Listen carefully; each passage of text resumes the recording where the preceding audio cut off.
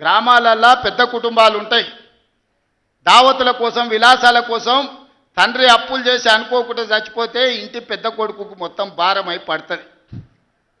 సంసారం ఎక్కడుందో తెలియదు, ఏ భూమి ఎవరికి తనఖా పెట్టిండో తెలియదు, ఊర్లో ఎవరి దగ్గర అందిన కాడికి ఎంత అప్పు చేసిండో తెలియదు, చుట్టాల దగ్గరకు పోతే మర్యాద లేదు, తెలిసిన వాళ్ళ దగ్గరకు పోతే సిల్లి గవ్వ బుట్టే పరిస్థితి లేదు అని మనం గ్రామాలలో చూసినాం.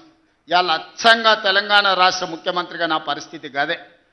అనుకోకుండా కుటుంబ పెద్ద కోల్పోతే, ఇంటి బాధ్యత నెత్తి మీద పడితే, అప్పుల ఊబిలో కూరుకపోతే, సమాజంలో కష్టపడించి ప్రతి ఒక్కరిని కలుపుకొని పోయి సంసారాన్ని నడిపించడానికి పెద్ద కొడుకు ఎట్లా ప్రయత్నం చేస్తాడో, ఈ 2 ఏళ్లలో ఒక్క రోజు కానీ ఒక్క గంట కానీ సెలవు తీసుకోకుండా రోజుకు 18 గంటలు పనిచేసి తెలంగాణ రాష్ట్రాన్ని ఇవాళ దేశంలోనే ఒక గౌరవప్రదమైన స్థానానికి తీసుకొచ్చినాం.